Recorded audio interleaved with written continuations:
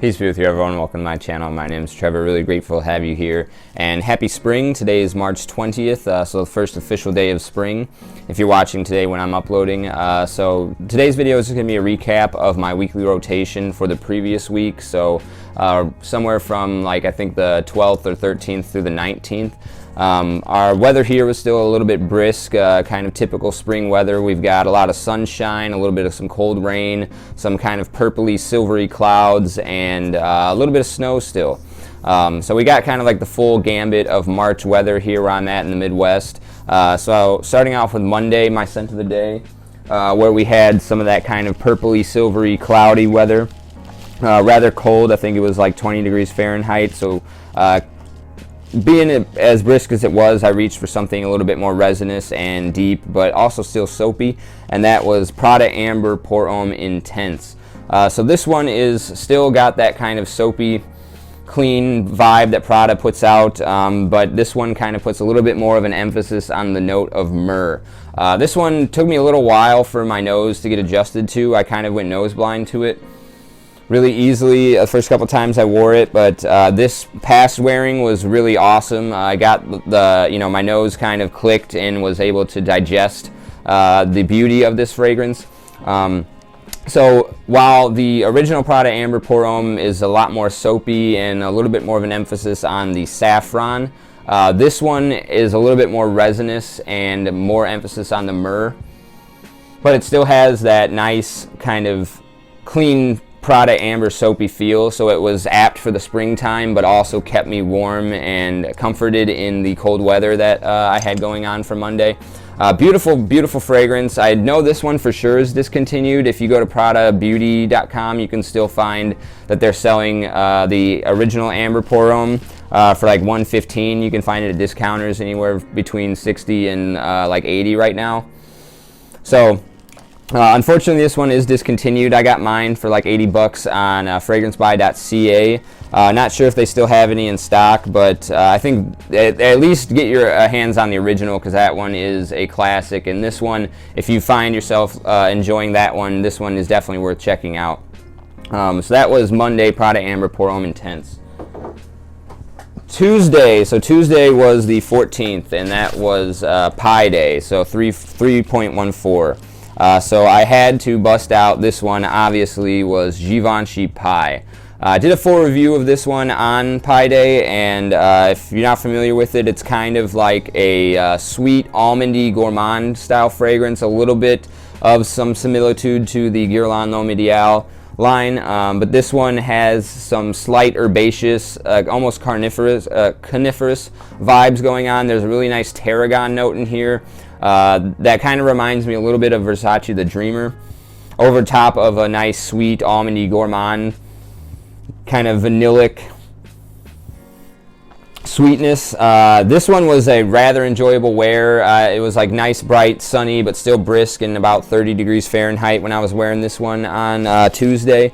But I got good, 5 hours longevity out of this version. I mentioned that there's like 3 versions of this one in my full review. I haven't smelled the newest version, which got rid of the pie symbol. But from people's experiences that they had in the comment section on that review, they say that that one's longevity and scent profile are great. And still need to get my nose on the vintage. I'm planning on smelling that one this winter, but nonetheless, this is a beautiful, nice, cheapy. You usually find testers of this for under $40 for 100 ml. Still to this day. So Pi Day Tuesday was Givenchy Pie. So Wednesday started off really cloudy and cold and brisk, but as the day progressed, the sun was piercing out through the canopy of the clouds and kind of brightened up, but still remained kind of cold in the 30-degree range. So I reached for this one, Chanel Allure Homme Sport Eau Extreme.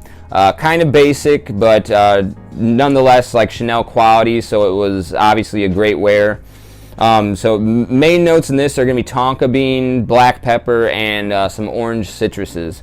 So you get a little bit of that orange creaminess that you get in the original Chanel Allure Homme, or that's the same scent profile DNA as Versace Pour Homme and Missoni Wave. But this one is a little bit more apt for like cold, rainy days, autumn and spring, kind of a transitional fragrance with that black pepper added and like an amped up tonka bean.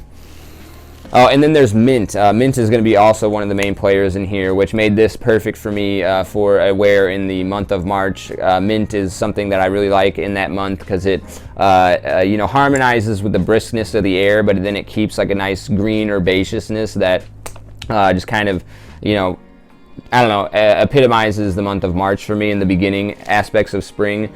So this one definitely carried me through nice and beautifully through that sort of brisk, partly cloudy day. Chanel Allure Homme Sport Eau Extreme for Wednesday. Thursday, so we got pretty heavy rains on Thursday. It was still right around 30 degrees, so still brisk and cold, dreary, dark. And this is one that I particularly enjoy for rainy days, and that is Dunhill Edition. So I've mentioned this one a few times on the channel. It's a little bit of a hidden gem. Kind of okay longevity, only about 4 to 5 hours, but what you get here is like a really nice, creamy, almost creamy mint, but there's no mint in here, but you get that minty vibe off of like a strong geranium note. And then they sweeten it up with I think there's like tonka bean and amber in the deep dry down, but then the top notes there's like a nice sweet nutmeg, almost like you would imagine on some type of Christmas eggnog or something like that. With balsam fir being kind of like the main heart of the fragrance. So you get that green coniferous vibe from the fir, but then it's just like there's this creamy quality coming in from the amber and tonka bean and a handful of other notes. The note list breakdown on this one is pretty big, but yeah, just kind of like a creamy minty geranium with some nutmeg, some balsam fir, and some added sweetness for being a fragrance that came out in the 80s. This is particularly modern smelling because of its creamy sweetness. But that green vibe from the balsam fir just makes this perfect for the springtime, and then everything about it just epitomizes like a nice cold rainy day for me. So that was one of my more enjoyable wears of the week, Dunhill Edition. Friday was St. Patrick's Day, the 17th, and I had to go for this fragrance. I think it's probably going to be my go-to for all St. Patty's days, and that is Patrick from Fragrances of Ireland. Kind of a hidden gem cheapie.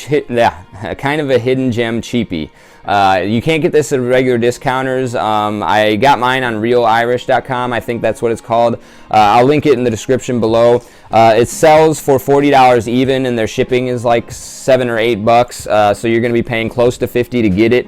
Unless you buy 2 of them, in which case you'll get free shipping after like $80 in the cart. So you can get this flat even for $40 if you buy 2 of them. And then they have deals and coupons from time to time that'll let you snag it up and mitigate the shipping. But the fragrance itself is a really beautiful fougere. I think it's an eau de cologne concentration. It says cologne spray on the bottle here. So the longevity and projection is like, probably about the same as like the Dunhill and the Givenchy Pie, like 4 to 5 hours.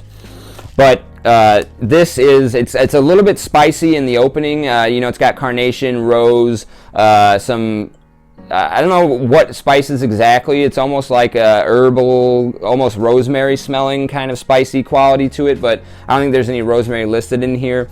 But just a beautiful fougere fragrance. It smells like green Irish soap with a slight tinge of spice in the top. Not really dated at all. There's like this kind of almost creamy, subtle sweetness going on that makes it pretty modern, but it holds on to a classical fougere DNA. Just one of my favorites in general, despite it being a cheapie or not. Fougere and barbershop fragrances are kind of like my go-to favorite genre, and this one is just incredible stuff. Definitely worth checking out. That's Patrick, Fragrances of Ireland for St. Patty's Day Friday. Okay, Saturday I had a family party. It was my uncle's retirement party, so I went out to a bar, restaurant, kind of. It's like a brewery / restaurant, and we were hosting the party there. This was the only fragrance I wore this week that I actually got a comment or a compliment on. One of the attendees at the retirement party was like, "Man, who smells really good in here?"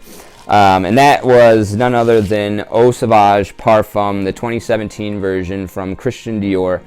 Newer acquisition, addition to my collection. I've had the 2012 version for a while. That one has myrrh instead of elemi resin, so it's a little bit more dark, a little bit more wintry. But I think the dry down on both of them kind of smells pretty similar. This one's a little bit more synthetic, but you know, it's not. It's still a Christian Dior, so it's not like cheap synthetic smelling. And it just has a little bit more emphasis on the citrus than that 2012 version.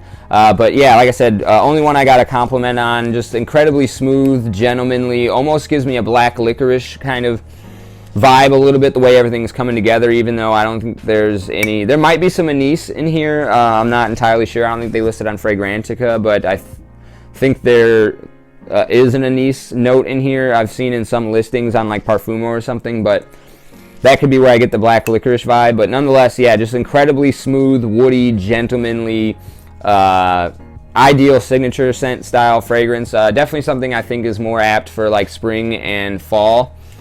I think fall is like more of an idealized time for this. I think September, if I had to pick a month for this one to wear it in, it would be September, but still a great wear here in the month of March, and fit perfectly for the occasion, semi-formal kind of event, and that was Saturday, Eau Sauvage Parfum. And then finally, Sunday. So Sunday, I was actually going to go and gift this fragrance to somebody. I drove, an hour and a half to get up to Chicago to go meet this person. They were supposed to be hosting a conference there, and I went to go surprise them. A buddy of mine from the UK, so I don't get to see him that often, but unfortunately his event in Chicago got canceled, and so he's been held up in California, San Diego area, where one of his previous conferences was doing. He was doing a tour of lectures. But nonetheless, yeah, like I said, I was going to gift this fragrance to him, so I wore it that day just to, kind of get a little bit more experience with it before I let it go. I was planning on getting a backup bottle of it, though, because I do enjoy it, and I wanted to share it, and that is Fig Confit from the house of Therapia by Aroma. I don't know if it'll focus there. Fig Confit. So this is kind of like a gourmandish fig fragrance. You get a really nice green, fresh fig off the top, and then it dries down into, like, Fig Confit translates to candied fig in French, I believe. And so you start off with like a nice green fig that almost reminds me of like Philosicos from Diptyque, with like a little bit less like it's like almost just like the way that they do fig in that fragrance. And then this dries down to something that is kind of similar to By the Fireplace or with Memoirs of a Trespasser by Therapia by Aroma. By Imaginary Authors. But Therapia by Aroma, the house, reminds me a lot of Imaginary Authors, because a lot of their fragrances here at Therapia by Aroma have that sort of dusty old book smell, or like more of like a textural feel that most of the Imaginary Authors fragrances have. But yeah, I think you could wear this year round. The fig in here is very fresh and green, and I think it plays well in the spring, summer, and fall. And then the sweet sort of vanillic woody dry down that you get here is capable of enduring yourself through the coldest of the winter months. So yeah, I think this would be a great signature scent. It's definitely a unisex fragrance, so it's not hyper masculine or anything.